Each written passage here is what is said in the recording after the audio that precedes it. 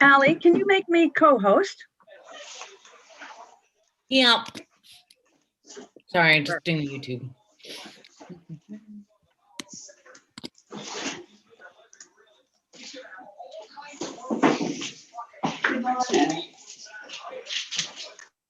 Hello, sisters and brothers. Good evening.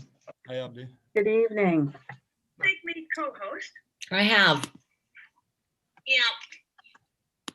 Sorry, just doing YouTube.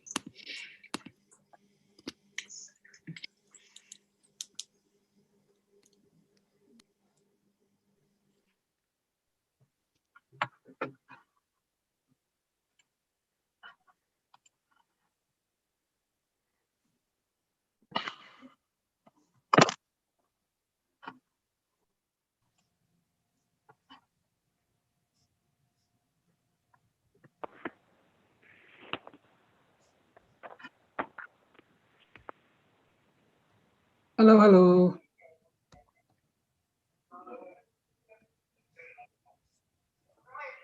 Hello. Good evening, everybody. Good evening, Fatima. Hey, Fatima, how's it going? Oh, it's going, King. Welcome here. Yes. Long time no see. She left I the know. meeting, then, she started a new link. Mhm. And then some parents took about 15 minutes.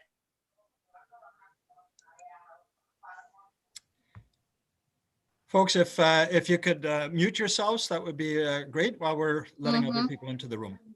Yeah, but I'm on mute.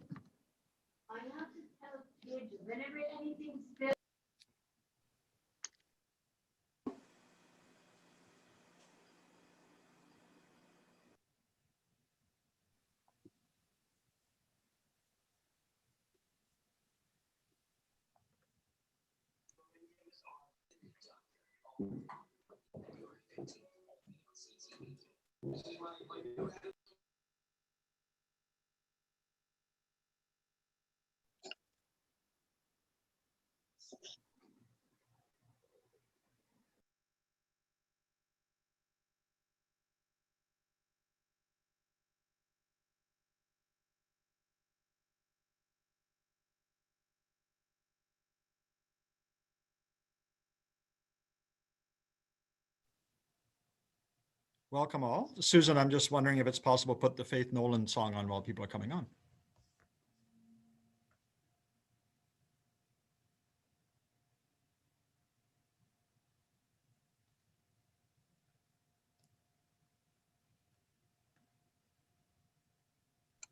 I just have to find it. That'll take me a minute here. Okay. Welcome, everyone. We'll be starting in a moment.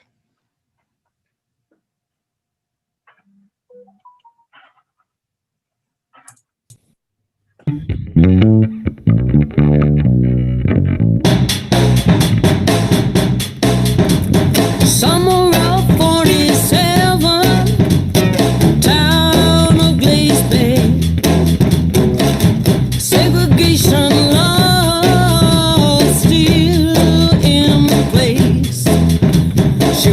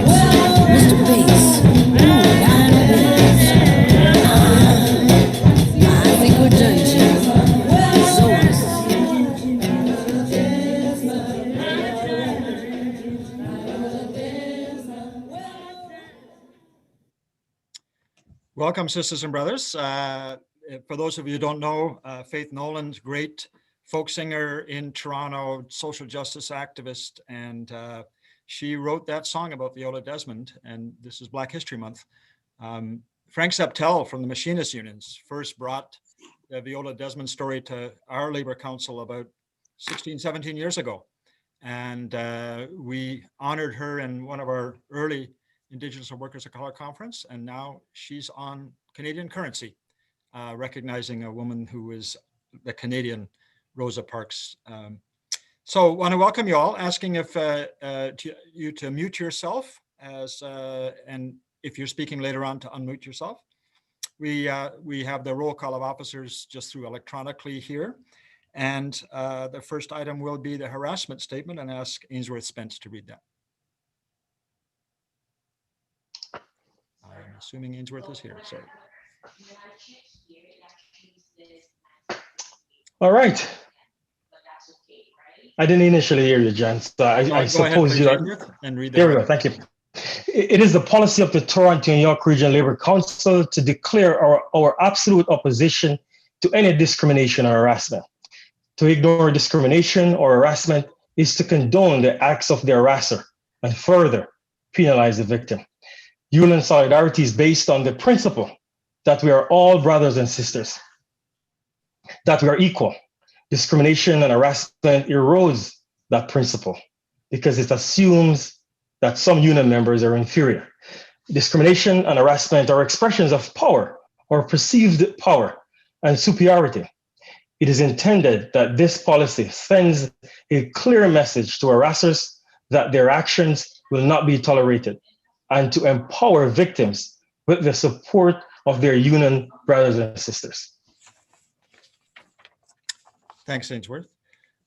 As you know, we meet every month on the traditional territory of the Mississaugas of the New Credit, which is subject to the Dish with One Spoon Treaty between the Anishinaabe, Mississaugas, and the Haudenosaunee that bound them to share a very large territory and to protect the land. Subsequent Indigenous nations and peoples, Europeans, and all newcomers have been invited into this treaty in the spirit of peace, friendship, and respect. Susan, I'm just going to ask you to remind people around Zoom process and protocol. Sure. There's a few things that people need to keep in mind as we're going through the evening. The first is, as John said, if you can put yourself on mute and then unmute yourself when you're asked to speak, that would be great. If we do hear background noise, we may mute you ourselves, and then you would just need to remember to unmute yourself at a speaking time. Please feel free to use the chat function to add some commentary, as long as it follows the harassment policy, of course. And a reminder that any private chats, actually, we get to see everything that is said, so be kind to us. You can, if you want to ask a question when either during one of the statements or at any point, you can do that.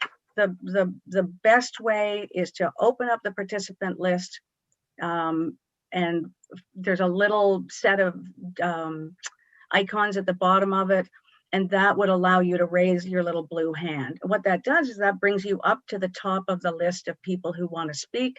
Then the next person who raises their hand would be second, and so on. And if you're on the phone, you can do *9 to raise your hand. The other thing is the gallery view. So if you want to see the speaker, you can go to the 9 little square dots up at the top of your right-hand side of your screen where it says view. Click on that. You can click on speaker view, or you can click on gallery view in order to be able to see everybody across the screen. 25 people, I think it is, or 20 people at a time. That's it. Back over to you, John. Great, thanks. Are there any first-time delegates in the room today? If you are, could you go to the participant function and raise your hand and let us know who you are, and we'll recognize you.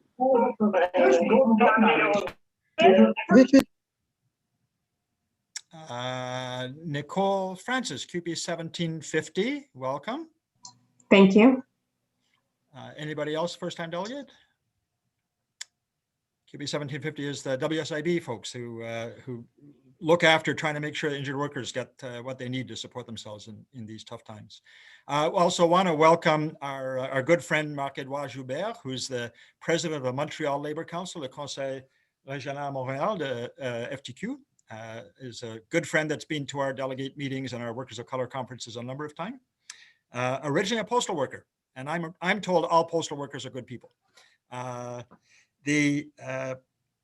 don't see any other new delegates. We have the minutes that were circulated in the notice of this meeting, and we have a motion to adopt the minutes as circulated. Are there any errors or omissions anybody wants to point out? Seeing none, we will go to a vote if we're ready for the vote junction. This is also just to let people practice on voting. I'm actually going to have to ask Allie if she can put the poll up because of some switching around of hosting at the beginning. It doesn't give me the authority to do that. So Allie, if you're able to, if you could put the poll up and then take it down when everybody has voted and then post the results. Yes, no, or Unfortunately, I'm not a host at the moment, Susan. Okay, let's see if that works. And if not, I might ask Rochelle if Rochelle is able to do that. There we go. Okay, there we are. You vote yes, no, or abstain.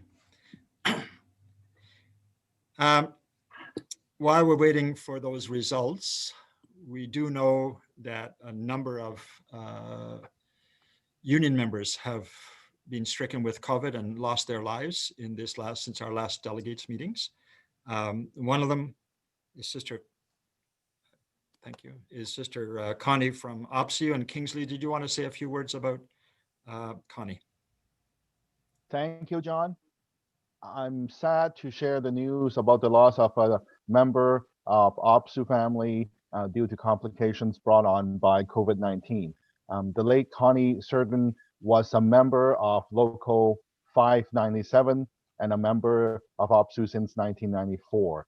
She worked at Montage Support Services, which helps the developmentally disabled, offering residential services, and also there are respite services of this group in the city of Toronto. Connie passed away on January 3rd after testing positive for COVID-19 on December 29. She was 66 years old. Connie was known for her kind nature. She was loved and respected by her co-workers and everyone she supported at her workplace. She hosted an annual barbecue at her home for all Montage clients and staff, which speaks volumes about her dedication to her job. Connie was a frontline hero who always went above and beyond to take care of her family, her co-workers. She helped every day. We will greatly miss her. It's truly heartbreaking anytime that the Connies of this world are taken from us. It is people like Connie who make our world a better place, and we will never forget her. Thanks, Kingsley. And we also lost a member of the Postal Workers Toronto, Brother Young, who worked at Gateway. Abdi, do you want to say a few words about Brother Young? Thank you, Brother John Cartwright. Sisters and brothers, on January 25th, the Canadian Union of Postal Workers Toronto Local received very sad news that our brother Godfrey Young has passed away. Godfrey has died just days after he contracted COVID. He was being tested positive after his midnight shift. Godfrey has been on the front line since the beginning of the pandemic. He did not lose 1 hour. He was serving the Canadian society to make ends meet. He was a very polite man, hardworking, and very pleasant human being. He was a father, a son, husband, and a good citizen that we all lost. I will tell you, sisters and brothers, that loss hit hard. All Gateway, with the biggest facility in Canada, 4,500 people work, hit hard that, and we still mourning. We're still grieving the loss of a brother who used to softly smile, help everybody.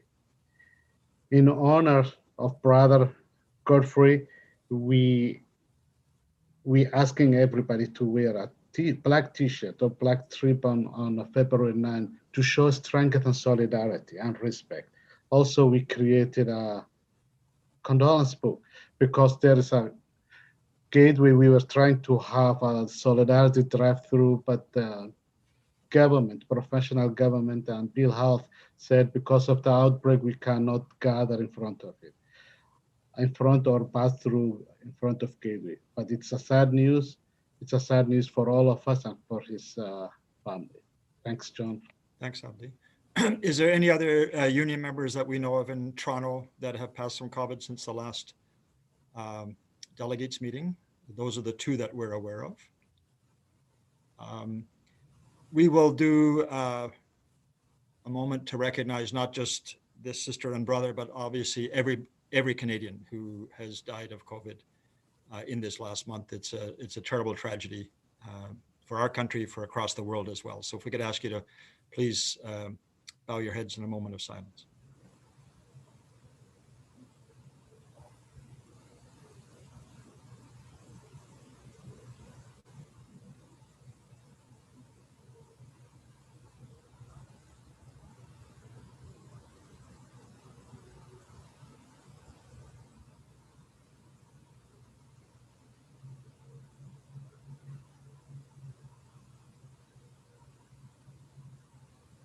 Thank you.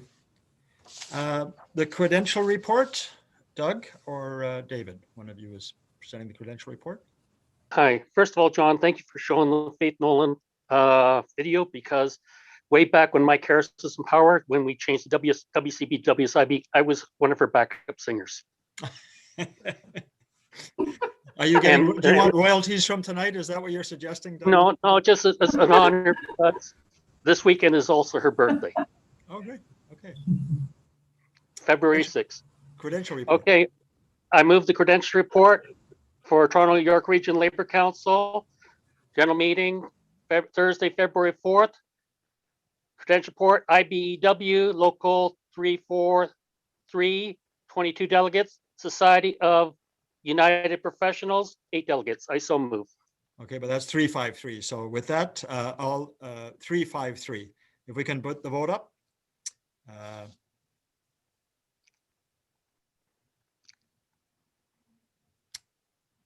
All those in favor, and Sister Helen Kennedy is mentioning also another CUPE sister, Mary Jo Nadeau, who passed in this last period of time.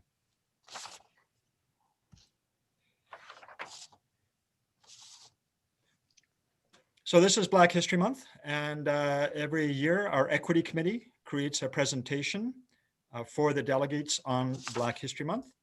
So I'm going to turn it over to Sister Danica Izzard, who's the co-chair of the Equity Committee. Let's take it from here. Thank you, John. So thank you. I am Danica Izzard, co-chair of the Equity Committee and a member of OSSTF. And as we celebrate the achievements of Black contributors in the labor movement, it's important to acknowledge that labor unions have not been immune to the anti-Black racism that has and continues to exist in Canadian society. It's essential that as Toronto York Region Labor Council celebrates its 150th anniversary, we share these stories and acknowledge the courage and leadership it took to overcome the barriers of racism.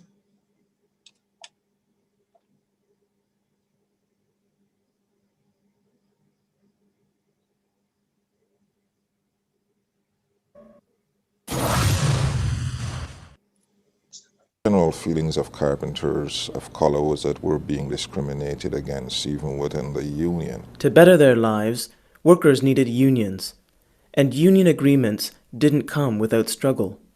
A series of hard-fought strikes by largely immigrant workers woke many people up to the realities of continuing discrimination and the problems posed by systemic racism. There was a lot of resistance often you heard that we don't have any problems, and why you're raising a can of worms, and when we don't have any problems.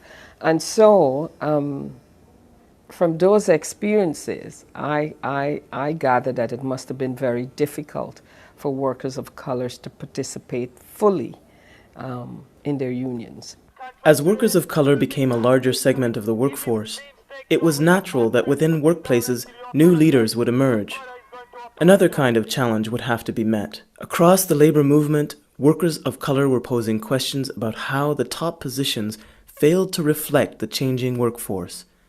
The solution was to organize. We made the breakthrough at the OFL. So we decided that the next target is the CLC. We want to see minority representation at the CLC level. By the end of the convention, we had 2 seats. So those are important steps, I think, that we need to acknowledge. A long history of linking the struggles of workers and communities has been the basis of our anti-racist and equity agenda. And as we celebrate the diversity of our city and the power of working people to shape their own future, this story will continue. The fundamental value of this movement is equality. And difficult as that may be to achieve, that we stand squarely on the side of fighting for social justice for all citizens, not just the ones who belong to a movement. How do we create opportunities and moments, such as the Labor Council's Workers of Color Conference? The labor movement is the one social movement in society that can make change to the benefit of all workers.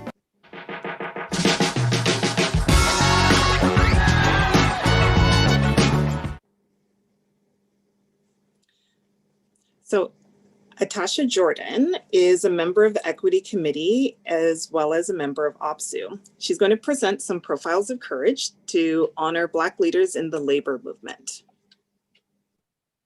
Thank you, Danica. Okay, so Jan Simpson, president in 2019 of Canadian Union of Postal Workers. Nearly 30 years after being a shop steward in her workplace, Jan is the first Black woman to lead a national union in Canada. Jan has been breaking barriers at CUPW for many years, since starting at Canada Post in 1985.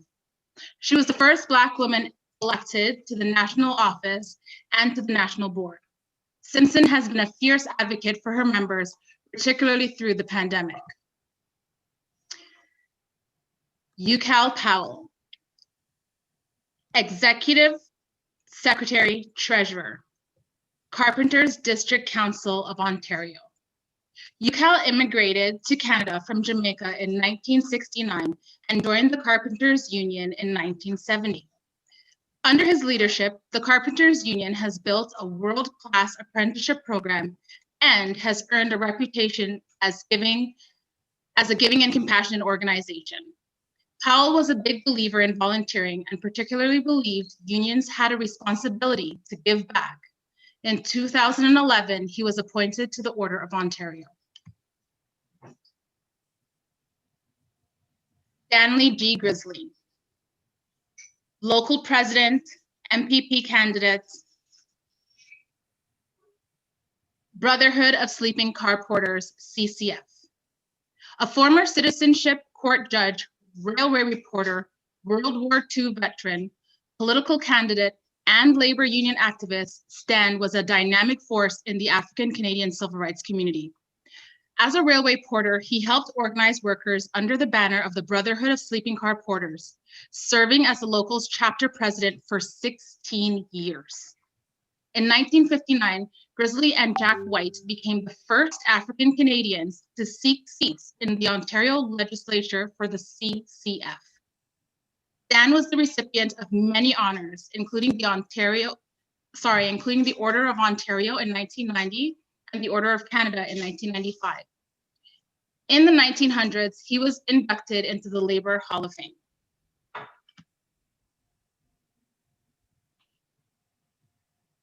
June Veercock. June Veercock, Director of Human Rights and Race Relations, Ontario Federation of Labor. An anti-racism activist and human rights advocate, June was the first Black woman to work for a central labor organization when she became Director of Human Rights for the Ontario Federation of Labor in 1986. June championed the case of a group of Black and visible minority nurses, which brought the first successful case of systemic discrimination on the grounds of race to the Ontario Human Rights Commission in 1994. Among her many other accomplishments, June was a founding member of the Ontario Coalition of Black Trade Unionists. Thank you. Okay, thanks so much, Natasha. And we're very lucky to have a special guest for the final profile of courage that we're going to share. And I should mention that I hope everyone's been paying attention because there might be a quiz coming sometime later in the meeting, hint, hint. So Brittany Clark, who is a newly elected president of the United Association of Plumbers and Steam Fitters, Local 46. Congratulations. So Rudy was just recently elected as president, becoming the first Black leader of the Plumbers Association. He has served on numerous committees within the local and is a CBTU member and is a mentor to apprentices with the Hammerheads program supported by Local 46 and the building trades. He is highly active in the community, volunteering his time for many causes. Always hard at work and keeping a close eye on his locals' well-being, he is known for his agile thinking, always preparing for future challenges. So we're very honored to have Rudy here with us today as we're highlighting these profiles of courage. And so I just want to say that, Labor Council is going to continue to share the profiles of courage each weekday in February. And I want to also thank Atasha Jordan, Sharon Simpson from Toronto, from Labor Community Services, as well as Ali Elwell for all of the work that it took to bring together this incredible presentation. So now you're going to get a quick highlight of the different people that you're going to see in the profiles over the month of February that you can look forward to.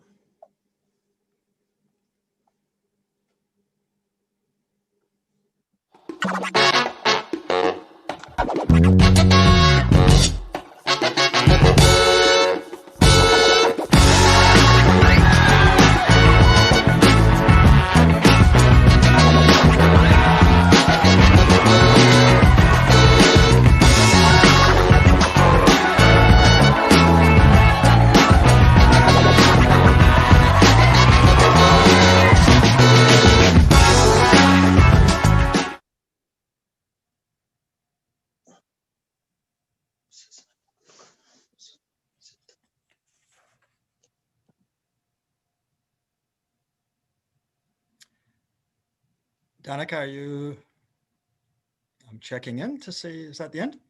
Yes, sorry, that's the end of our presentation. Thank you. Thank you. The quiz will come up a little later, so I think you're supposed to tell people they got to do their homework. Yes, everyone should do their homework, but I like to give people a heads up as a teacher. Okay, wonderful. Thanks very much. Some of our work on racial justice in this Labor Council is also about breaking down barriers to employment and good job opportunities. The Toronto Community Benefits Network was established 9 years ago as the Labor Council called together a number of community organizations to look at infrastructure investment and how we could make sure that the career opportunities there were shared with diverse communities, with young people of color, men and women, with Indigenous and other equity-seeking groups. Chris Campbell is the Labor co-chair of the Toronto Community Benefits Network. And I'm going to ask Chris to do a quick update on what we're moving to at the City of Toronto. Chris. Hi, John. Hi, everyone.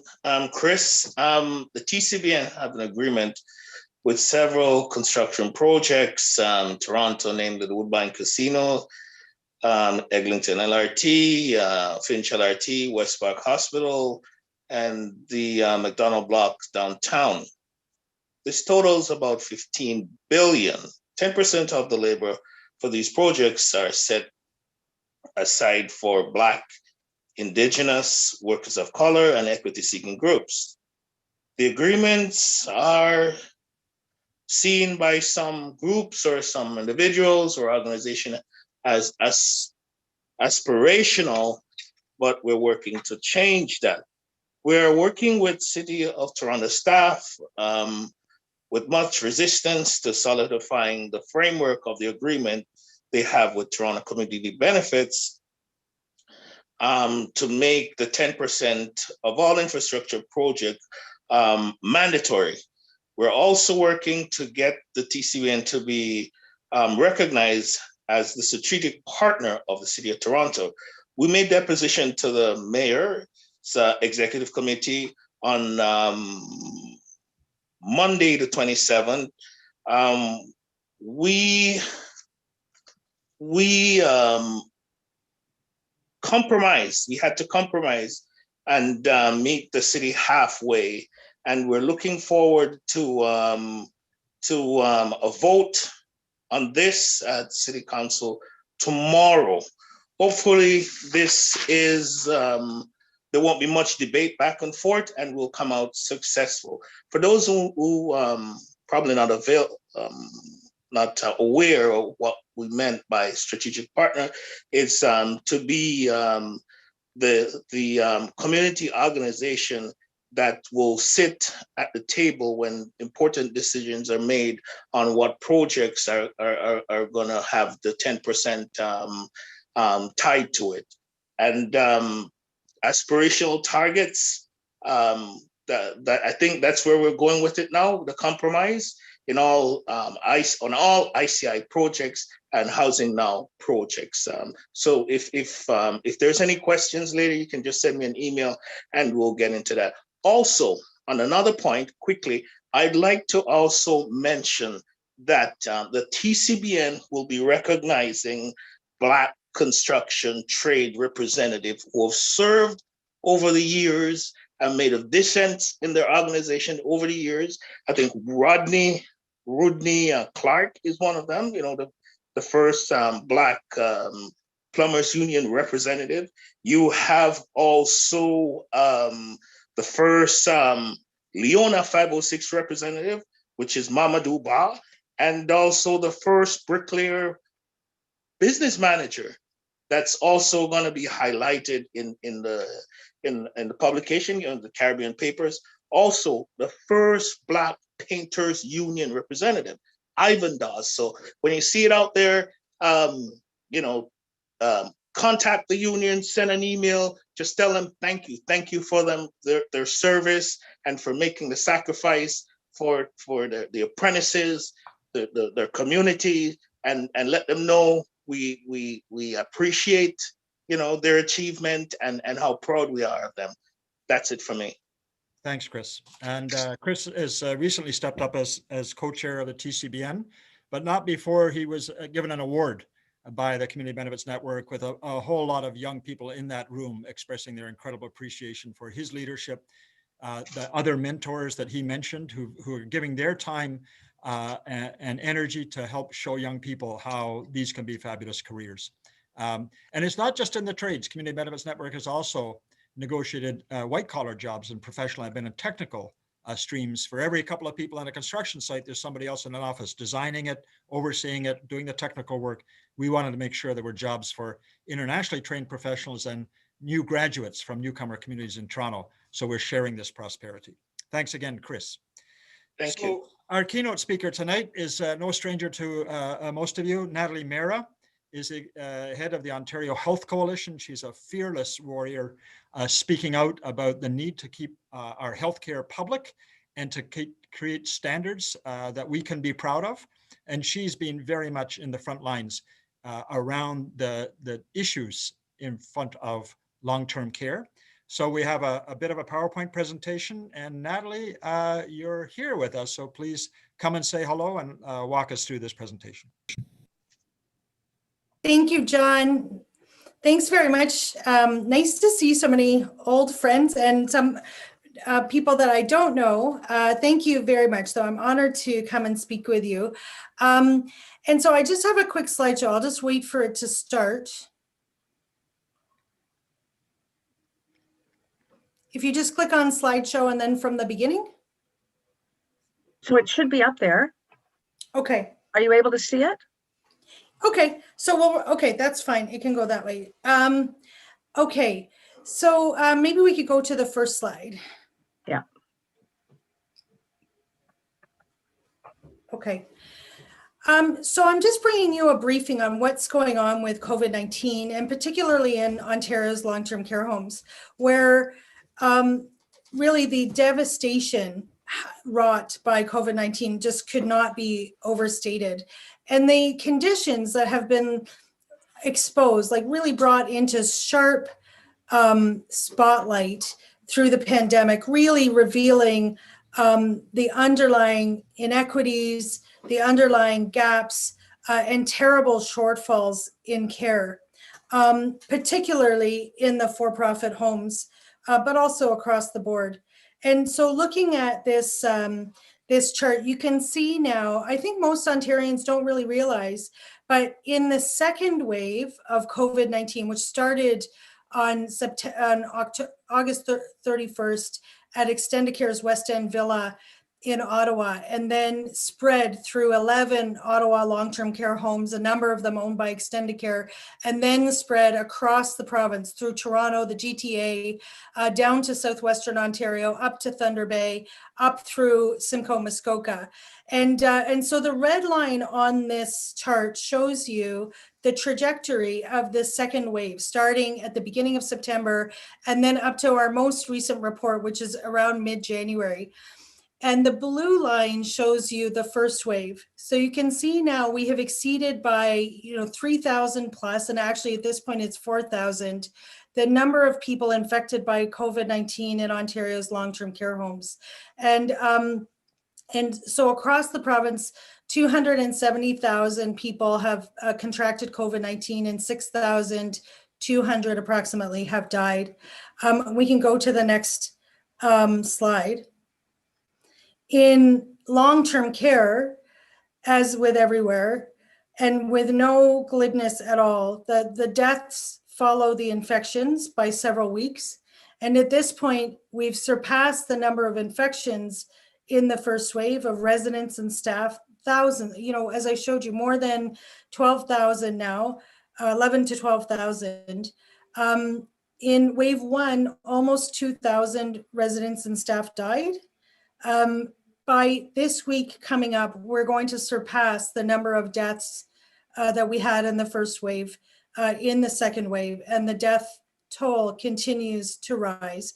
It's thousands of human beings whose lives were valuable, aged or not, they mattered. They were loved. They're our grandparents, our spouses, our moms and our dads, and many of them have died in conditions, sorry, it makes me emotional to think about, but many of them have died in conditions that are just abhorrent.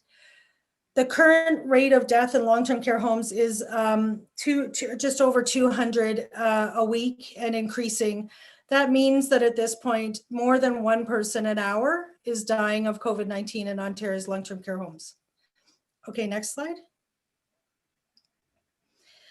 In terms of healthcare as a whole, there are hundreds of outbreaks. There are 200 and actually this week 40 plus of the 626 long-term care homes in outbreaks. And there are also significant numbers of hospitals, 92, of which 36 are large outbreaks. In retirement homes, 171 outbreaks, of which about 40 are large outbreaks. You can carry on. And just to show you, when we talk about large outbreaks, 99 of the current long-term care home outbreaks by our most recent report include 10 or more residents and staff infected. At that point, you have to be concerned because it's starting to spread across the whole home, not to discount anyone's lives, but then 53 include 50 or more, 29 include 100 or more, 15 include 100 or more residents and staff infected, 7 include 200 or more, 3 include 250 or more, and 1 includes 300 or more residents and staff infected. That's the size of the outbreaks that we're talking about. More than 20 long-term care homes and growing have virtually every single resident infected in this second wave. Okay. And we're so clearly from that, the promised iron ring, the crocodile tears from Doug Ford from the summer have really amounted to nothing. The protections, they have not hired the needed staff to protect residents. There is no infection control if there are not enough staff. It's not possible to do. Staff still do not have access to appropriate PPE, and residents are still not cohorted properly at a very low threshold. There are not staff teams going in. We've called for the military. The province has turned down an offer from the federal government to bring in the military to help. And now we have the UK variant, which is known as B117, which is spreading across Ontario. So this is very concerning. This variant is between 40 and 70% more contagious than the current COVID variant. In Britain, September 20th is when they've traced the first cases back to. By December the 10th to the 18th, 60% of new cases were the UK variant. And I've just showed you the spread of the UK variant at this point in Ontario. Okay. So in terms of vaccines, for weeks now, the Premier has been blaming the federal government for not getting enough supply. This is just to show you what's really going on. In the fridge as of January 31st, we had 72,006 doses, or 17.5% of our supply. 68,800 doses had been complete, double doses, so the 2 doses had been completed. So yes, we are using up supply very slowly, but we still do have significant supply that has not been, vaccines in arms of people. We have 64 approximately 1,000 Moderna vaccine doses coming to Ontario this week, and 72,000 from the previous week that were left in freezers. And so we're extremely concerned. The reason why you're hearing all the noise from the medical community about speeding up and improving the vaccine rollout is that at the current rate, the last 7-day average, it would take 2,200 days to vaccinate 80% of the population, which is what we think is herd immunity, which would take us to February 8th, 2027. So clearly they need to speed up the vaccine rollout. Okay. I'm going to leave this because I believe Roberto from SEIU is going to talk about this and the tremendous work of SEIU on exposing what happened at Grace Villa in Hamilton and other places where just the horrific conditions, that unspeakable conditions have rolled out in these homes, home after home after home. We can move on. Outside of healthcare, we're also seeing very significant numbers of outbreaks. In our last report, which took in the last period in which businesses were open and schools were open, we saw a 26, almost 27% increase in outbreaks in non-healthcare workplaces. Something happened to this slide, sorry. But that only included a portion of the cases in schools because public health has chosen a very narrow definition of what an outbreak is in schools in order, to reduce the numbers they report. And we found higher than general population growth in cases in schools by far, in manufacturing, in retail, and in public sector workplaces like the LCBO, Service Ontario Utilities, and in construction periods. Subsequently, there have been huge outbreaks in food processing and corrections as well. And we have the new non-healthcare outbreaks report coming out this week as well. They're up on our website if you're looking for those. Okay. So what we're calling for, critically, we need staffing in long-term care. There is a humanitarian crisis. It is no exaggeration to say this. The number of families I've heard from whose family members have not been bathed in weeks, sometimes in months. The people going without food and basic hydration, workers working, with half of the staff that they even to fit their regular shift lines, which would be, not enough. In COVID outbreak homes, workers working in impossible conditions. We need staffing, and the provincial government has not moved on this at all. Quebec acted 7 months ago and hired in and trained 10,000 PSWs for the homes. So we need staffing. We need to move up the progress towards 4 hours of care. We need improved infection control. Recognition of airborne transmission, we needed it before, but now with the new variants, this is very serious indeed. Intervention and support at a very low threshold to save people's lives in the home, staff and residents. Real accountability, fines, revoked licenses for long-term care homes.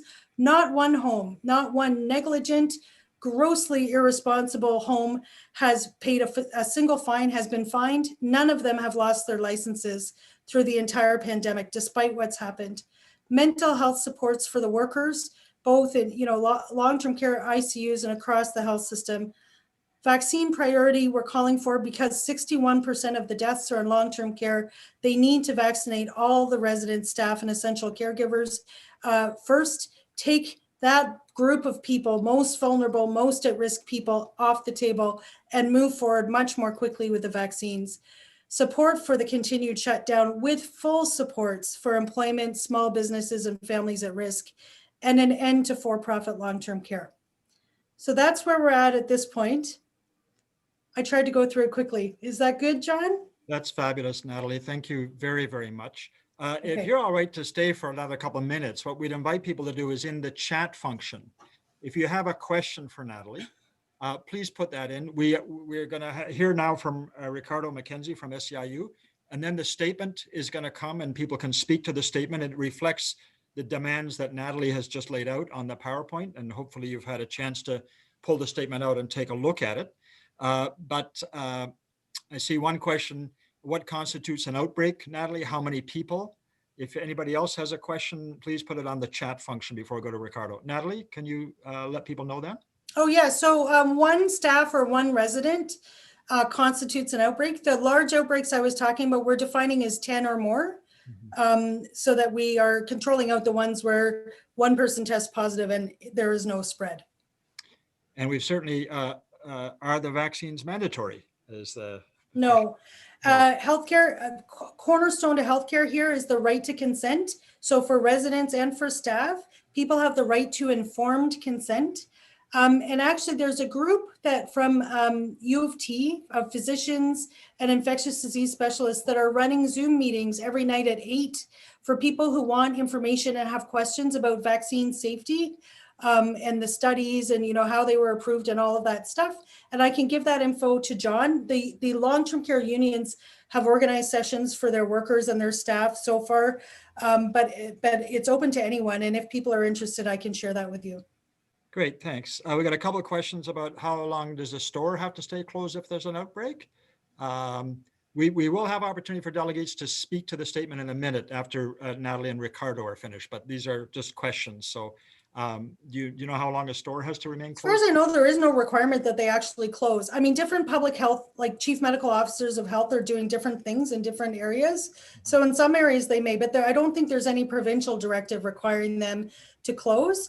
In fact, what we have said and what UFCW has said is that there should be clearer guidelines for infection control and safety in businesses of all sorts.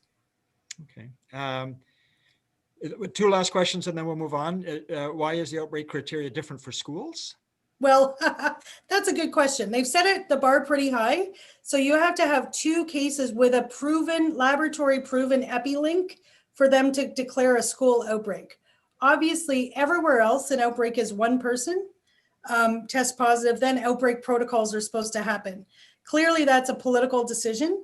and it understates the number of cases in schools, which have grown, as I said, far higher, more quickly than the general population. Okay. Well, there's one about should this stuff be an election issue? I think we all agree it will be. And by the time we finish the statement, we'll say that. But there's a question, why did public health stop contact tracing? Do you know? Toronto did, Windsor did, and Hamilton did. Okay. They were overwhelmed by cases. So Toronto stopped in October, and they're doing sort of priority ones where they think large clusters are involved. But of course, without contact tracing, you couldn't know that. But they were just overwhelmed. And they have never reinstated it. I think it's very serious, actually. Absolutely. Well, great. Natalie, thank you so much for all the work you do. It's really inspiring. I know you go across this whole province. You're talking constantly to the media, and just want to really honor your leadership in this, and the folks in the Ontario Health Coalition will be there to support the Ontario Health Coalition in these coming weeks and months. Thank you very much. John, thank you. It's a collective effort. And I misnamed Ricardo. I called him Roberto. I don't know why I did that. I'm so sorry. I'm so overtired. Big that's all right. That's okay, Natalie. That's so all right. Okay. Thank you, my friend.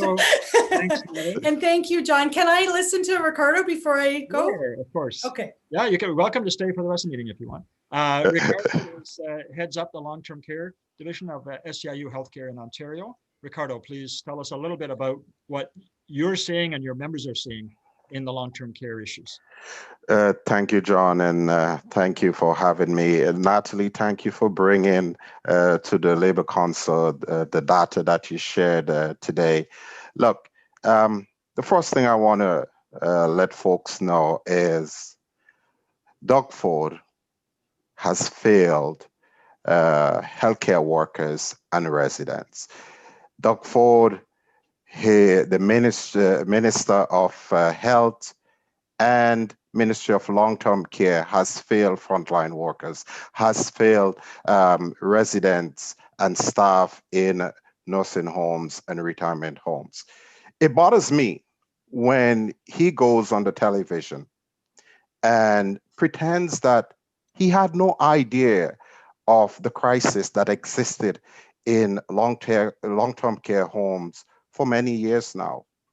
It was just in 2019 that SEIU launched what was then our largest media campaign. And that campaign, we call it Tell Them to Care. And in that campaign, we echoed to the government that there's a crisis in long-term care homes. We brought it at the bargaining table to more than 100 nursing home employers, letting them know that they need to address this crisis regarding the shortage of staff in long-term care homes. So they knew about this, and they knew about this for a very long time. So when he comes on TV and he tried to give the Ontario public the impression that he had no idea that long-term care homes were in the mess that they are in right now, and it has existed like that before, that is absolutely incorrect.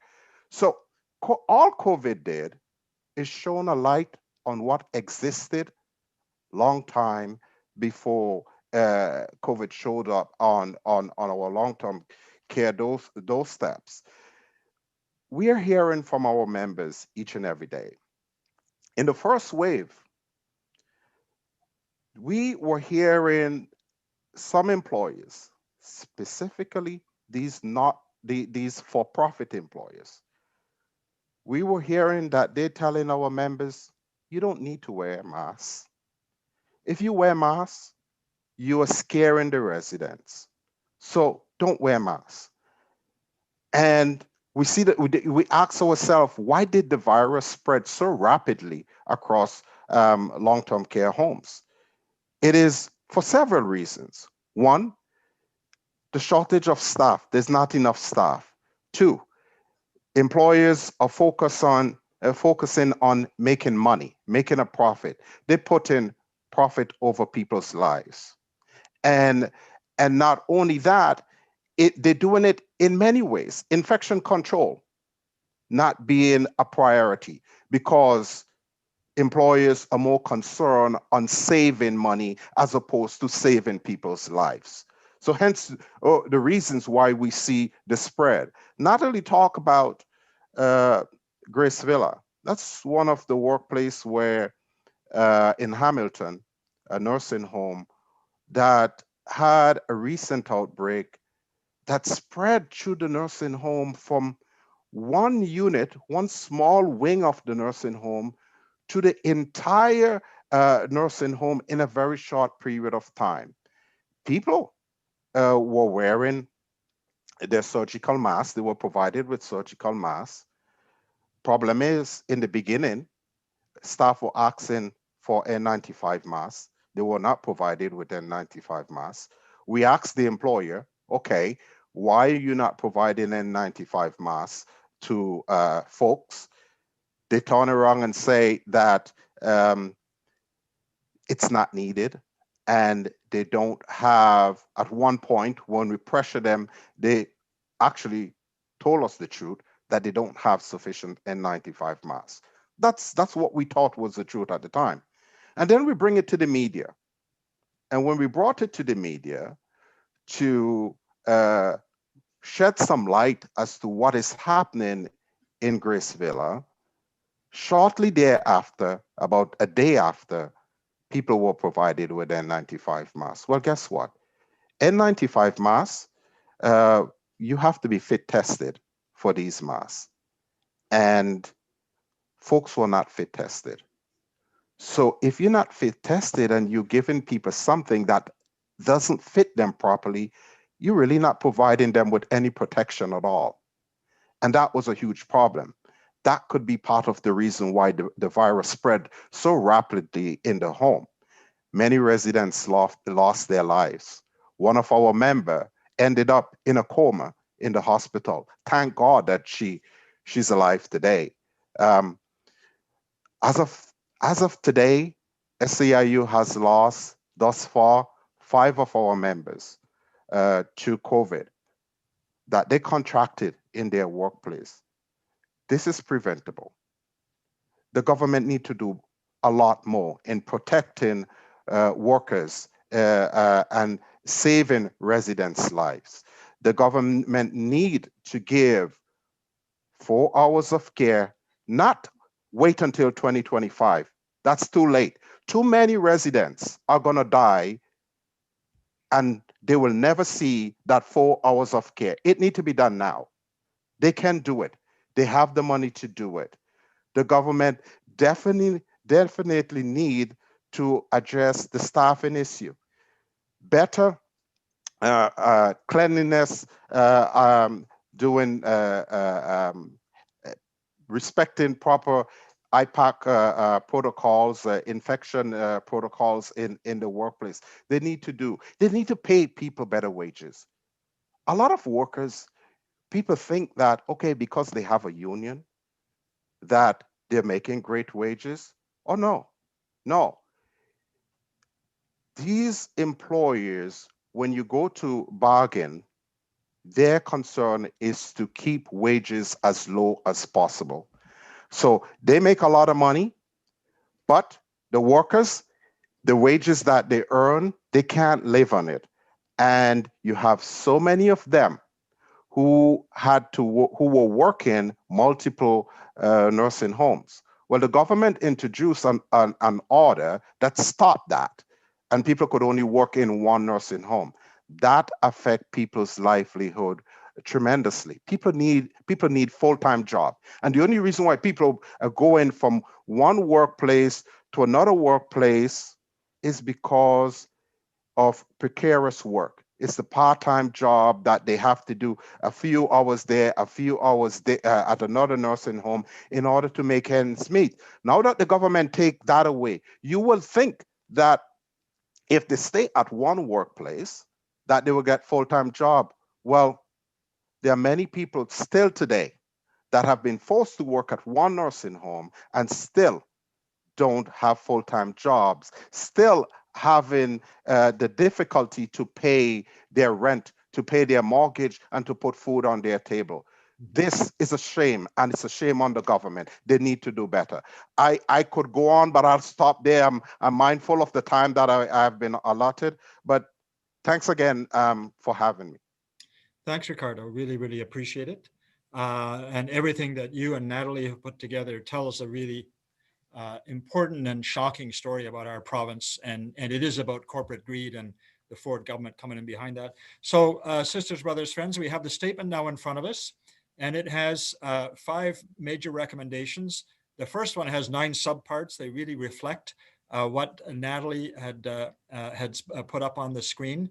I think we're going to try and put this up on the screen, but I will now take speakers to that statement. So if you want to speak, please raise your hand on the participant, the blue hand, because I can't see everybody on here. I see Nigel. And I know Kim had said she wanted to speak. Please put up your hand, Kim, after Nigel. Nigel? Great, thanks, John. I rise into support of this motion, and just so grateful for all the work that went into bringing bringing this motion to before the delegates here today. You know, I think some of you know I'm a school teacher, and I'm just so disappointed by the abdication of leadership of this in this province by the premier, the absence of any plan that has put the working class people of this province in on death's row. You know, these folks that we're losing, you know, we're losing our parents, our grandparents, our aunts, our uncles, our brothers and sisters.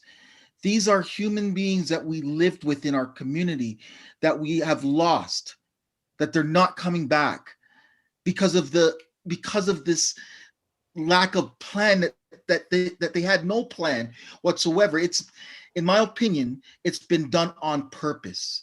And so, like always, labor and community has to come together to show our strength, to stand up against this government, to stand up for the working class people, and supporting this motion unanimously has to be one of our steps along this journey. So thank you very much. I'm urging everyone on this call to support this motion. Thank you. Thanks, Nigel. I'm not seeing any other speakers, so we will go to the vote. If we can put up the vote, all those in, and you can see there's 5 recommendations there. All those in favor? No, we have to put up the vote, please. And as we're waiting for that, we're going to start moving on to paid sick time. So please vote yes, no, or abstain on the vote for that motion, the recommendations in front of you. So the next statement is on paid sick time. And we know what, how many voices are speaking on the need for paid sick time. And I'm just going to check if that's great. The statement, the paid sick time statement is one whole recommendation, and I'm hoping we can put it up or see if anybody wants to speak to that. I know Jonathan Lobo represents a lot of members. I'm not sure if he's able to be with us here. No, I'm afraid he's not. Is there anybody that wants to speak to the need for winning paid sick time? Abdi has his hand up, John. Who's that? Abdi has his hand up. Abdi, okay, I'm sorry, I can't see it. Abdi, go ahead. Sisters and brothers, again, I'm back. It's such an important issue. And way back, somebody asked me, why you volunteer too many times in going to the meetings? It's something like that. The Labor Council and the NDP give us a strong voice, a voice of the people who cannot have a voice on the tables. Paid sick time will help our youth who are coming to the labor market that cannot find a steady job. This also helps the new immigrants, and a majority of them are racialized nowadays, that cannot get a decent job. that cannot even, the choice they have to miss a job or not, to pay their rent or not, coming to work sick or staying home without pay. So that should not be a choice for a parent, a new immigrant, or a youth. When the government tells us you can work from home, you can stay home, it's good. But those people, the youth, the new immigrants, many racialized people cannot do that because of the work they do. They work at the frontline workers at the stores and warehouses. They work in the temporary agencies. There's many women who choose to work in a temporary work to get the flexibility, to look after their children, because this country has no childcare, universal childcare.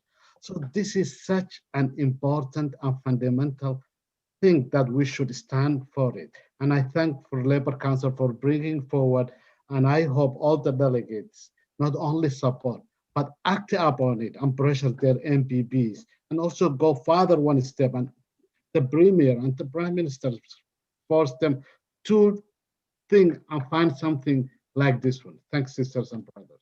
Thank you. Next is Kingsley, followed by David Kidd, and then Justin. Thank you, John. I think a lot of members think this issue is an issue for non-unionized folks. I rise in support of this motion because this is an issue that is relevant across all workers.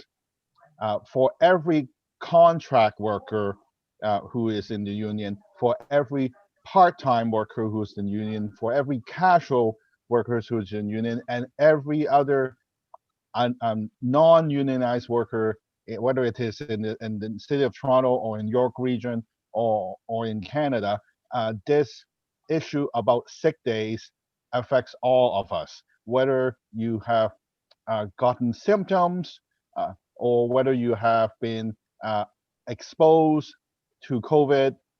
It affects all of us, and then it affects the people who live with us. It affects the clients, the customers we deal with. In OPSU, we're talking about a lot of developmental services, a lot of broader public sector agencies, a lot of our liquor control board stores. All of them, when we have so many workers that are in that different class, that different class of workers who don't have paid sick days, it affects all of us. And so this is only helping so many of us, because while some of us can work from home, a lot of us see that this Ontario stay-at-home order has 29 exceptions, with a lot of these exceptions pointing to essential work. And now we are seeing that these essential workplaces are indeed the workplaces where there are a lot of outbreaks. So once again, I urge all of you to vote in favor of this motion. Thank you very much. Thanks. David from CUPE, followed by Justin from IATSE. I'll be quick. It's basic public health policy that if you have a pandemic and you're concerned with the spread of it, you want to limit the spread. And if people are sick, you expect them to stay home. And at the same time, we have a premier who the only two words he could say during the most recent lockdown was stay home. And he actually even voiced it in a number of different languages. But how can people stay home? As Abdi and Kingsley have pointed out, if they're part-time, precarious, they can't stay home because they have to feed their families. We need to support this motion, and we need to actually do a campaign when an election is called to rid our province of the premier and the party that did not take care of the residents of this province. Thanks, David. Justin, followed by Jenny from Workers United. Justin. Hi, I'm standing in favor of this motion. And the main reason I want to stand here and speak today is to show that already the public pressure that the unions and workers have put to push for this public health measures are already starting to resonate with some of our employers. Just today, I got notice from one of our major employers in the city that they're extending coverage of paid sick days, not just to their full-time employees, which they're covered under their collective agreements, but also to all of the gig workers and the temporary workers who might be employed under the collective agreement for the remainder that we're under any state of emergency, which right now goes through July of 2021.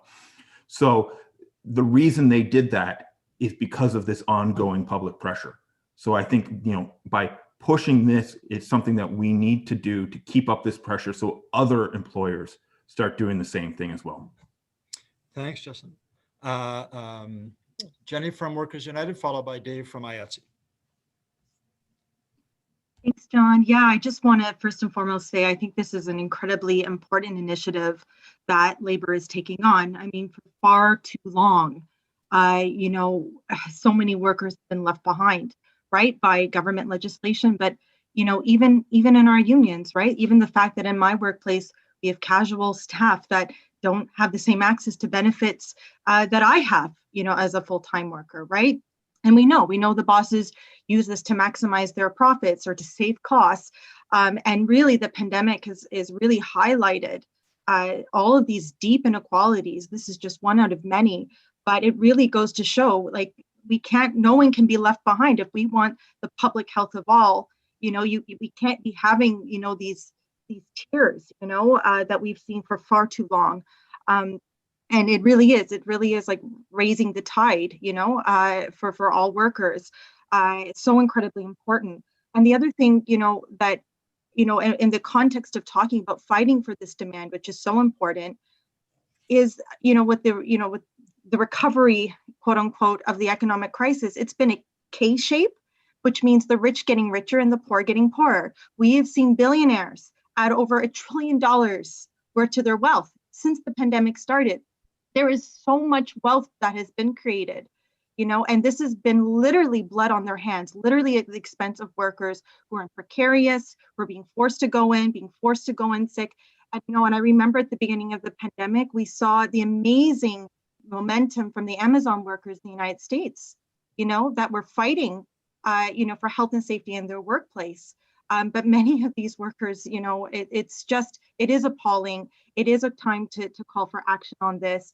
But I also think we can call for so much more in addition. I think this is a very good start, but let's keep building upon this momentum. And it's been very exciting to see how air transit unions have been calling for the renationalization of airlines.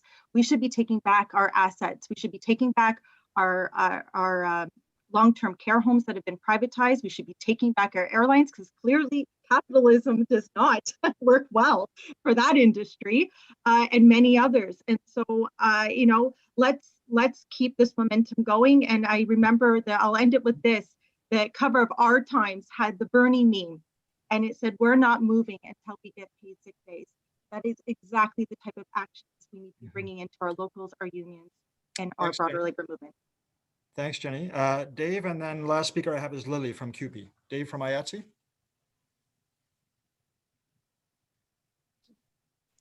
There we go. Yep. Okay, I agree about we should pass this. There's no question about its general intent or anything else. But I'll just make an observation. The language in the first paragraph talks about, so all workers can take paid time to be tested, isolate while they await test results, or quarantine if diagnosed with COVID-19. And of course, that's absolutely the case. But it seems to me that one of the reasons for taking this time, if you're working, you could be a single parent, you could be looking after elderly relatives and such. And I think that it doesn't seem unreasonable to consider paid sick days as involving family members and not just the particular worker who might require this time. I remember that we had a worker from Good Life Fitness that was talked about when they were trying to get organized, and how she had to work injured to the point that even her clients were saying, you should see a doctor. But by the time she got there, it was going to require major surgery and her fitness would be compromised when she was even in her early 30s. But I think that, I don't know if something could be done to mention about families and such, because as was mentioned, I think I already said this, that childcare is not really covered under, much in Canada at all. There's certainly no national plan and such. So maybe some language could be added to indicate that it's not just for the workers, but maybe for their families when there is illness, it's a pandemic, etc. Thanks, Dave. We're tracking the campaign that's the 15 in Fairness and the Decent Work and Health, and right now their demand is for workers. We don't even have anything, right? So we're trying to nudge it up, certainly in the future, and we have had separate statements on the childcare. I see Lily Chang, I think, is the last speaker on this. Thank you, and I stand in strong support of this particular motion to fight for paid sick days for everybody, every worker. And earlier, I think Justin had mentioned that it isn't, or maybe it was someone else who mentioned that, we all think that unionized workers have sick days. My union, there's a large proportion of our members, part-time recreation, who we only just this last round of bargaining managed to achieve 2 days of emergency leave days. But it's taken us several rounds of bargaining, even though at the time we were dealing with SARS, we're dealing with worry about H1N1, and the employer never ever budged. And so over the years, while the full-timers, we have a good sick pay plan, the fact is that the employer has introduced over the years all kinds of other measures to prevent our usage of those plans. Attendance management programs, they have curtailed our usage with occurrence language so that we are not paid for, the first day of a fourth and subsequent occurrence. So every round of bargaining, they're more and more creative. While we have sick days, they make it harder and harder for us to use them. And it's taken us, unfortunately, a pandemic like this for our employer to finally understand how important paid sick days is. Now, what's happening is for every worker, regardless if they're part-time or full-time, if they have sick days or not, that if they are working for the city and they fall ill, and they could be redeployed and working for the city, if they fall ill, they will be paid and for as long as they need to recover from the illness. And thank goodness that the city is finally understanding as an employer what it takes to prevent the rest of the workers in the workplace from being sick. And so this is a kind of action that every employer has to undertake so that we can get past this pandemic in a much faster. Thank you. Thanks, Lily. Seeing no more speakers, we will move to the vote on the statement with these recommendations, and if we can get the vote to be ready. And then after that, we'll be doing the quiz. So do you support the motion? Please vote on that. And Ali, I guess you're getting the quiz ready. And this is hopefully people remember some of those great champions that we were showing on the screen a little earlier tonight. Ali, can I turn it over to you? Yeah, Ali has to run the vote as well. So she's running the vote and then she's going to run the quiz. Okay, and then... after that will be our correspondence. So just letting Abdi know he's going to be on deck in a minute. Okay, Ali. Hi, everyone. That was some really powerful statements and testimonies. Thank you, brothers and sisters, for your witness tonight. I am going to just put the quiz on the screen. Rochelle or Susan, if you all can take over the quiz part, the poll part for this.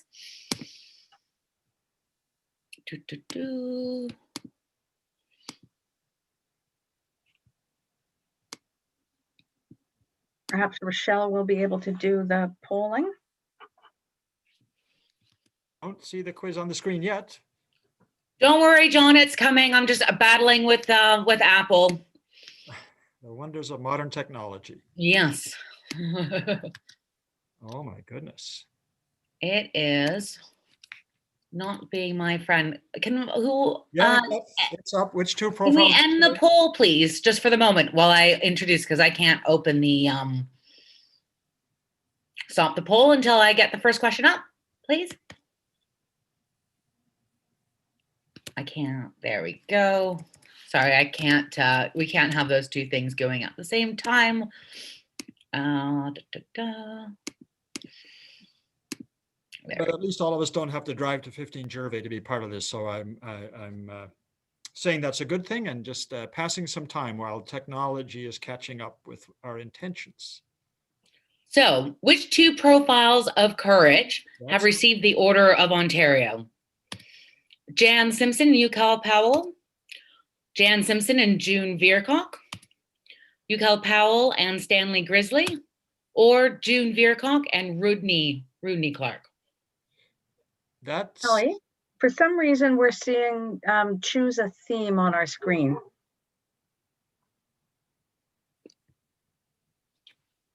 Well, that's not good. There we are. That was it.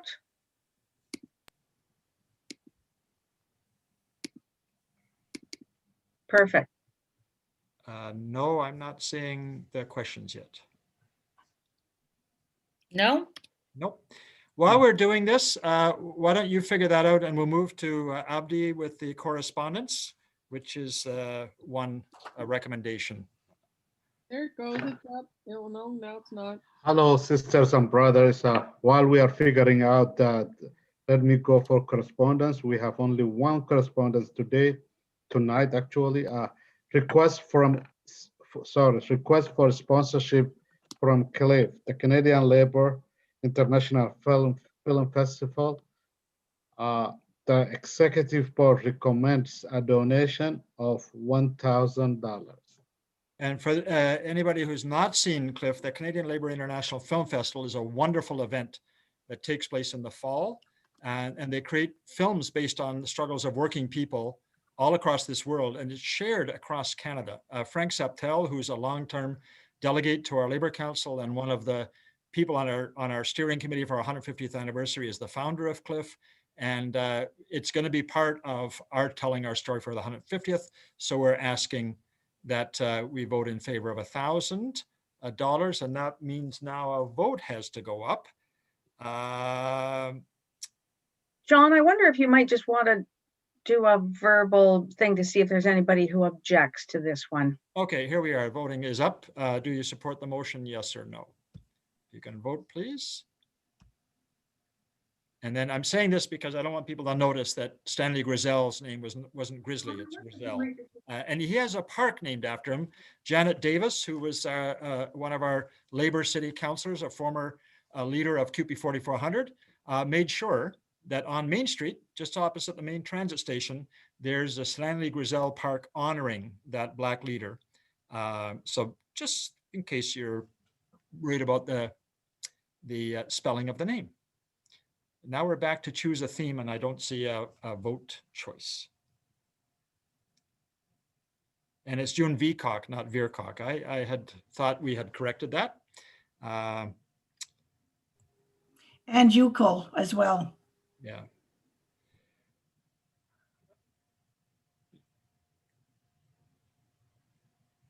Okay, that's the 4. The question is, do we get to vote? And if this isn't going to work, I'm going to move on to the next item while maybe you can shut down that screen and figure out how to make this happen. Thanks. And we know that even the best planned, I've seen presentations of 1,000 people, and technology is the thing that can always mess you up. Well, I can do it without the presentation. Oh, okay, here we are. Let's do it that way. So which two profiles of courage have received the Order of Ontario? Now you get to vote and choose, and we'll do the spell check next time.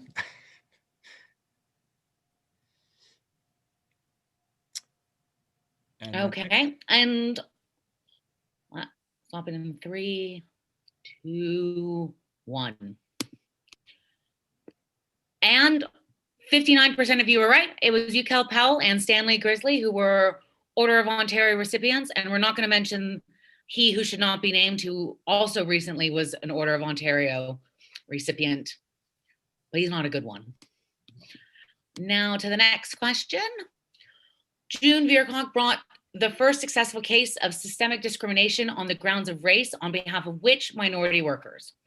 Teachers, nurses, hotel workers, or personal support workers?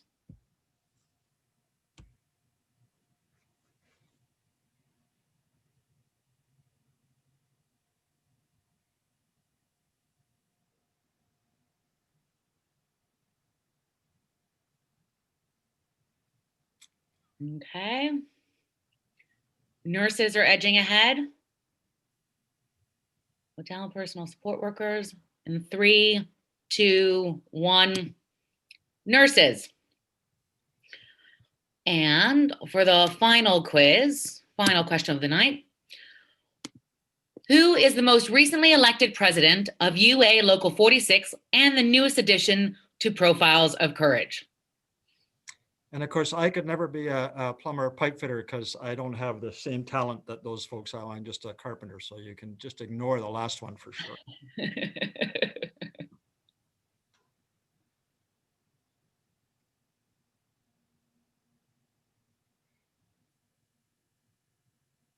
Well, there's a vote of solidarity for you there, John, that maybe one day you could be a plumber. That's right. Okay, I'm gonna close that in 3. Oh, I don't think so.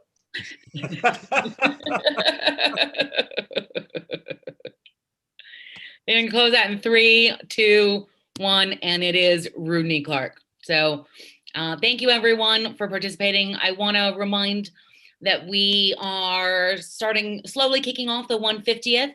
And at the moment we've got a logo design contest. So please, I will send out the graphic in the chat shortly to share with anyone that you know, particularly amateur or budding young graphic designers, or even if they're just artists and want to draw something or take a picture, we'd love to take that too. We want to see as many different visions of what the Labor Council's 150th means for you. We'll choose one, and that person will get a lucky $500 cash prize. But we will be featuring the other logos that we get. So thank you all very much. I'm so sorry about the technical difficulties and the spelling. Oh my, I'm gonna go home and cry. I'm already home, so I don't need to go anywhere. Thanks everyone and have a good night. Thanks, Ali. And your unions have this package in the mail to them. That's a sponsorship package that Ali's designed. Actually, it's beautiful. There's sponsorship levels starting at $10,000. And we've already got a couple of local unions that have told us they're going up to the champion level. And it's gone. So please make sure when that issue comes to your local union that you are going to be supporting that and stepping up and ensuring your union's story is being told in this next year as we roll out a fabulous celebration of 150. Next is just a quick report on the Scarborough Agincourt by-election. Jennifer Wong, our senior lead organizer, who just threw herself into that campaign, has taken some well-deserved vacation right now. As people may know, our candidate, Mana Wong, was not successful. She was 322 votes behind in that poll, about 1% of the turnout. And in spite of an amazing campaign, many local unions really stepped up and reached out to their members, contacted them, volunteered, put up signs, leafleted, got on the phones.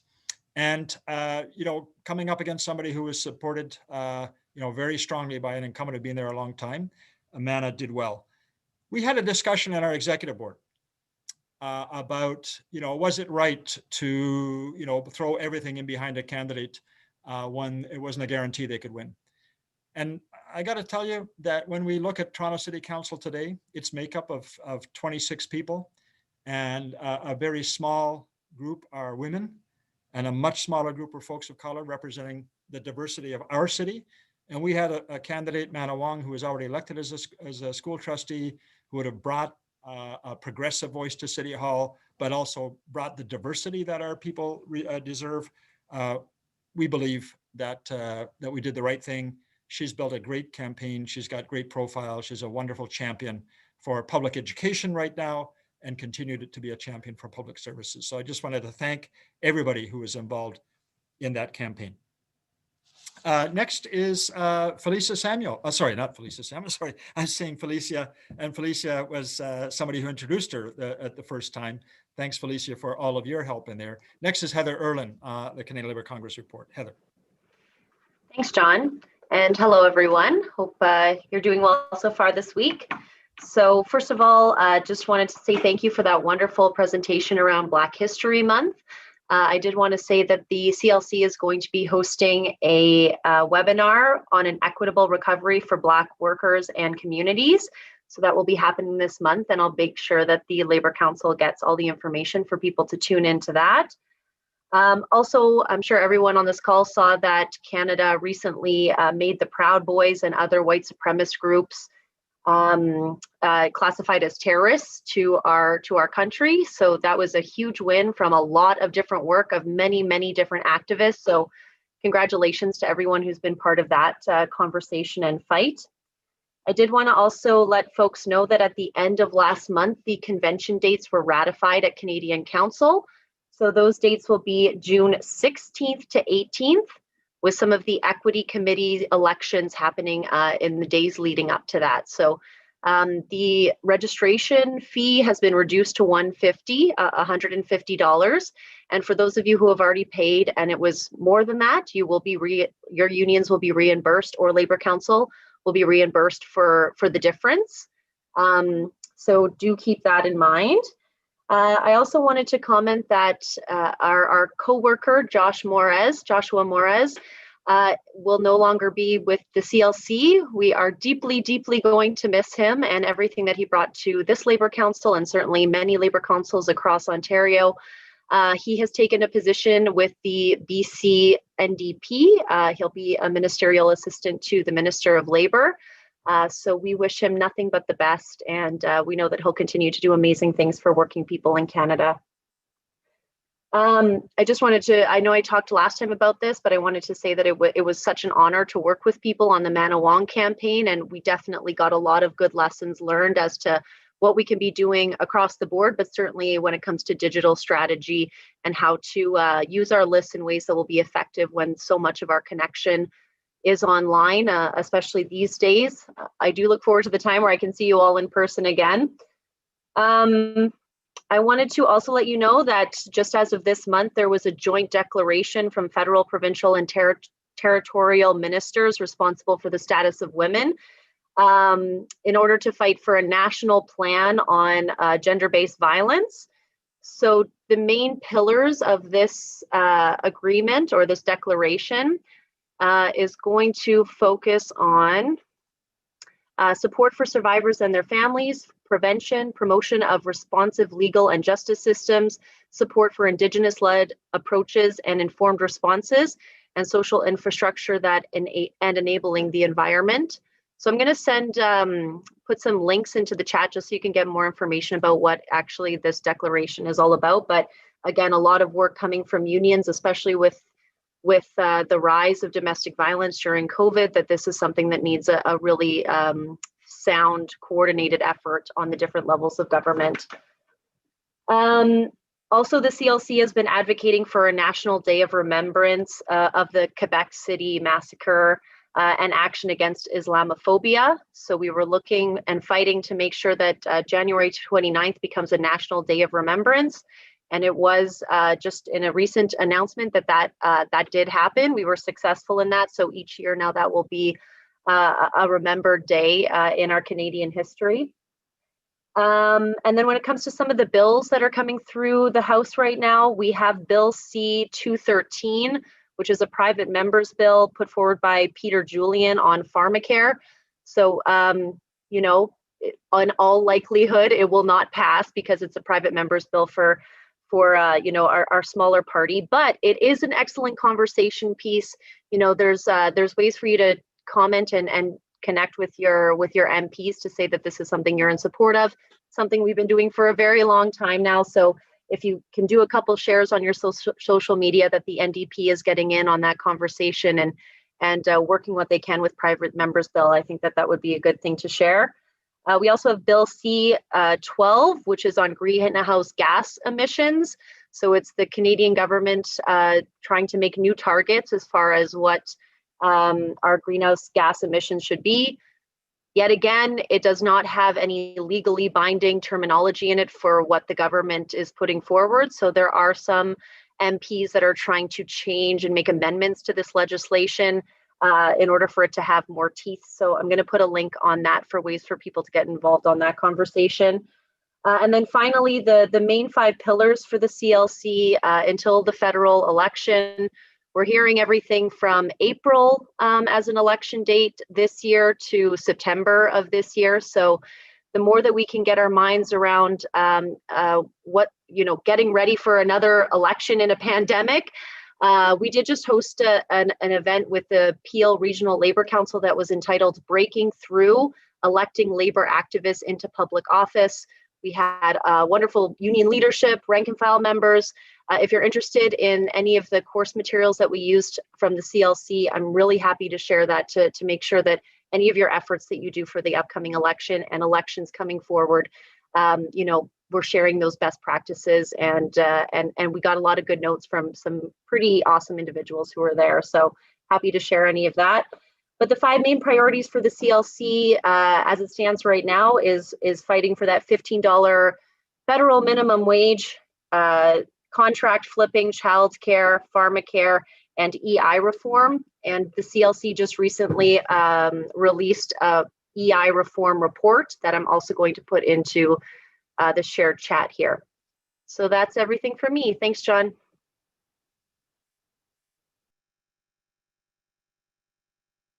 Just thanks, Heather. And noting that on February the 24th, we'll have a major forum on climate featuring an analysis of the legislation in front of Canada, but also a report directly from the States and one of the top leaders in our labor movement that's been working on climate jobs and good jobs. That's going to be February the 24th. We'll send out the notice shortly.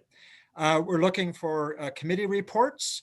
And after we get reports of committees, we're going to open it for local union reports. Is there any committees that wish to report? Laura?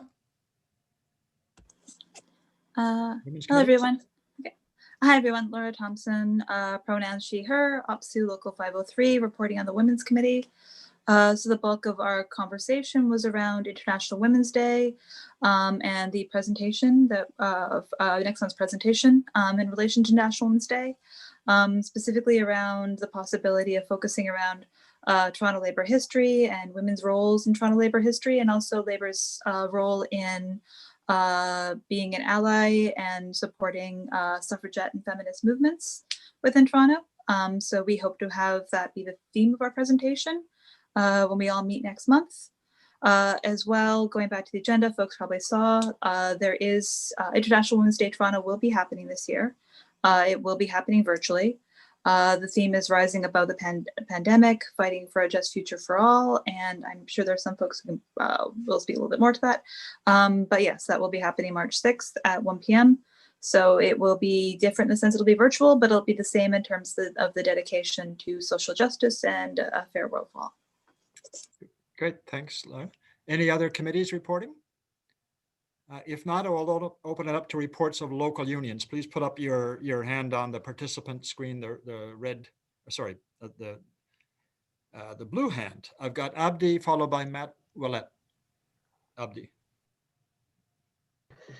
Sisters and brothers, my name is Abdi Hagi Yusuf, Canadian Union of Postal Workers, Toronto Local. Postal workers have been on the front line since the start of the pandemic. For Toronto Local, we have 3 outbreaks, and it's not one, as Sister Natalie said. For us, it was many in Fiesta, November 19, Gateway West, December 14, Gateway East, January 15 to 22. But the biggest outbreak was the biggest facility, Gateway, which so far we have close to 300 cases of COVID. The union demanded actually full investigation how that happened, that the community spread at work. Also, we want to know what's wrong. We demanded for rapid testing, which started immediately after January 15, and it was mandatory for all workers in Gateway, 4,500 of them. And to bring a measures, health and safety measures, that guidelines, the six food, and wearing masks the right way, and so on and so forth. So far, things are going okay, but we are still pressing, and the loss of one loss is one too many. We don't want to lose another brother or another sister. Thank you, John. Thank you. Matt from CPW, followed by Alex from QP. Hi, my name is Matt Ouellette. I'm a member of the Toronto local CUPW, and I work out of the South Central Letter Processing Plant. I, like the rest of my union, was saddened by the passing of Brother Young. But sad as it is, I'm angry. This was always preventable. Canada Post management has failed us. If they were truly concerned, they've had almost a year to implement actual strategies to keep us safe. But it's not merely enough to institute mandatory masks and request physical distancing. While we at South Central haven't had as many cases as Gateway, I have to admit, I'm nervous. It is only a matter of time before, or is it only a matter of time before we have an outbreak here? We can't even fully rely on public health to have our backs. Every single time we have an update about new positive cases throughout the local, we're told public health has told us it's safe to keep working. But clearly that wasn't the case at Gateway or Gateway East or West. My brothers and sisters are angry, and they're scared, and there's a feeling that there's nothing we can do. But we're stronger together, and I'm calling on all of the labor movement across Toronto for Brother Young and for all other brothers and sisters who have died because of COVID. We need to stand in solidarity and demand more. We can call our MPPs and we can wear a black shirt, but the only way we'll be heard is through direct action. It is through mass action that we can ensure the health and safety for all and stop preventable deaths in our workplaces and communities. Thanks, Matt. Next, we have Alex from QP, followed by David from QP. Hey folks, I'm Alex from QP 3903, representing TAs and contract faculty at York University. Just wanted to give two quick updates. The first is that our union's still in negotiations. We've been in negotiations for months, and many of our members are quite scared. The employer, what's on the table right now is basically job security and equity language. We've been pushing for harder affirmative action policies, asking that at least 50% of new hires be from Black and Indigenous communities. But we're worried because of the position that universities are increasingly taking towards organized labor during the pandemic. We saw Laurentian University pretty much declare bankruptcy a couple of weeks back, and it's been frightening. So this brings me to my second point. York University is one of the hardest, most aggressive employers in the sector, and it's going to take a united struggle to fight each and every individual boss. So my union local just endorsed a Labor May Day committee based out of Toronto that is organizing a online Zoom rally for International Workers' Day on May 1st. We got to put the pressure on the bosses and on the politicians, or else we're going to get beat over the head like we heard today from Ricardo and Natalie about the pandemic and LTC facilities. The situation's ripe to get worse. So I want to implore all of you delegates to talk to your locals and endorse mass action for May Day and promote the rally. Thank you so much. Thanks, Alex. David Kidd, followed by Doug Jones, both from 79. David. There you go, two of us back to back. So David Kidd, QP 79, I'm giving a monthly update to invite you to 3 events for the Toronto Workers History Project this month. Next Tuesday night, the 9th, we're doing a special presentation on the circumstances of taxi drivers in our city, what their working conditions have been, the organizing drives that have been conducted. So it's going to be a rich evening. Frank Subtel, who John mentioned earlier, is putting together that conversation. On the 17th, and I want all the affiliates to note that date, we're putting together a special workshop for unions who want to preserve their records, their photos, their archives. It is something that's important. I know we're all in the midst of some pretty horrendous struggles right now. Listening to Matt and Alex, I can only imagine what you guys are going through. But it is important to preserve the history that we have so that we can fight forward to our future. So just to say, this is a workshop on the 17th of February. There's 3 archivists, 1 from the City of Toronto, 2 from the Ontario Archives, and it's a workshop, a digital workshop at night. And then the final pièce de résistance on February 23rd, we have a special event for Black History Month. We're very honored that we have Norman Richmond going to be speaking. Norman Richmond, if you're not aware, he was a long-standing columnist with Contrast newspaper. That was a predecessor to Share newspaper. He was on CKLN for years. He basically brought, I mean, he is going to be, and he knows the story well. He's going to be talking about the history and politics of Black music in our city in the 60s and 70s. And like trade unionists, there were times of a lot of celebration. I mean, what keeps us going half the time is the music. But they also faced some horrendous racism and had to do organizing to get their tunes and their songs heard. And so that's what Norman's going to do. He has an incredible array of photos. So we're looking for, that's the February 23rd, the night before the Labor Council event on climate. So just welcome you all. And I understand Labor Council may be endorsing that event as well. Hope to see you all there. Great. Thank you, David. And thank you for the Toronto Workers' History Project for everything you have done. And I would really urge local unions, find somebody in your union who loves history and get them to go to that workshop on archiving, because so many unions, if they move or staff changes, all the records get thrown in the garbage. And some of this stuff tells unbelievable stories that Torontonians of every walk of life should know about. Doug Jones, last report. Just a quick comment. I'm not quite sure if people know on this date, back in 1964, my lawyer stood up in Queen's Park, the first Black politician ever elected provincially or federally, says, why can't Black kids and white kids go to school together, and cause the end of segregation in Ontario, going to school. What was the name of the lawyer, Doug? Leonard Austin Braithwaite. Oh. And he also had the Order of Canada and the Order of Ontario. Wonderful. And he also caused females to be allowed in Queen's Park legislature, because only boys were allowed to be in the legislature before he raised that issue back in 1965. Great. Well, that's a good way to wrap up the meeting for this part. Norman Otis Richmond, I used to listen to him every week on CKLN. He would always end the program with the phrase, "We'll see you in the whirlwind." So sisters, brothers, friends, 38 years ago, a little more than 38 years ago, I was elected as a representative of my home local union, Carpenters Local 27. And I served as an elected rep with the Carpenters Union for 10 years. And then I was elected to head the Building Trades Council in this city, going in at the height of the worst recession we'd seen since the 30s. And was privileged to lead the building trades for a decade. And then just over 19 years ago, Linda Torney, our president, who was a fabulous woman president of our Labor Council, led us through the days of action. She decided it was time to step back. And 3 of us put our names forward to run for president. And as we said at the time, there was no bad choices.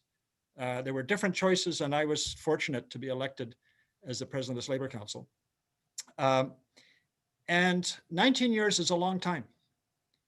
I've turned certain age a little while ago, and realizing that at some point it's appropriate for me to step back and play a different role. Still in our labor movement, still supporting the causes that are important to us. So I had told our board in November and December that come sometime next spring, and I meant the spring of 2021, I was going to take that step back. And some of them had a hard time hearing.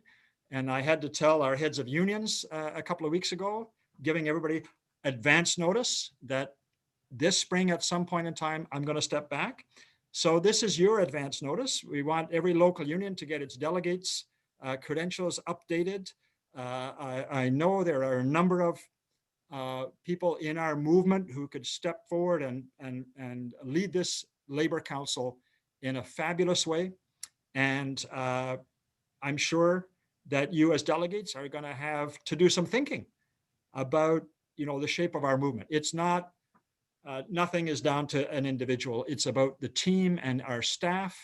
Maureen has actually served longer than I have here. Susan as executive assistant, Jennifer as organizer, Ali and Skylar are doing comms work with us. All of the leaders in our projects, the Labor Community Services and Labor Education Center, the stewards, the executive board, and the committee members, past and present, all make this the amazing labor council that it is. We're the largest labor council in this country. We have a larger footprint than most provincial federations of labor. And we've been working and fighting for social and economic justice, racial justice, and climate justice since 1871. So just to let you know, sometime before the summer comes, there will be an election, and you'll be, asked to make some really thoughtful discussions within your unions and within our movement about the nature of us moving forward. And so I wanted to share that with you and let you know that. I'll do the official notice so we can set up the nomination. Really what the date is going to be determined is about COVID. When the lockdown stops, what happens with that. It would be our preference that the election is one where people can come to a ballot and cast their ballot rather than doing things over Zoom.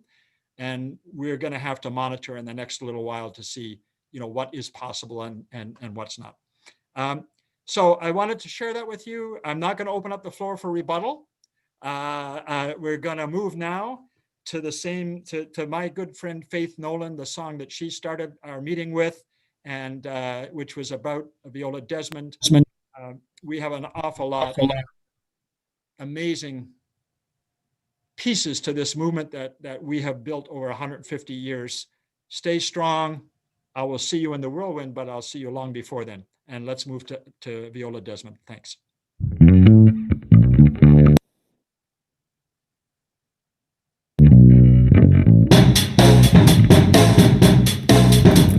Summer of 47, town of Glaze Bay, segregation law still in place. She walked in the movie theater with her head held high. She sat down under a sign that said, "No blacks allowed." Viola said, "I'm not moving back anymore." The owner could not move her, so the police were called. Took her to a jail cell, there she suffered for us all. She said, "I will not pay the bill to a system that fails, whereby my color I am judged to be less than everyone." Viola said, "I'm not moving back anymore." No more segregation, she won integration, singing freedom now in every land and every nation. Her name is never called, her story's never told, like so many heroes who fought for justice for us all. Viola said, "I'm not moving back anymore." No, no, no, no. Viola said, "I'm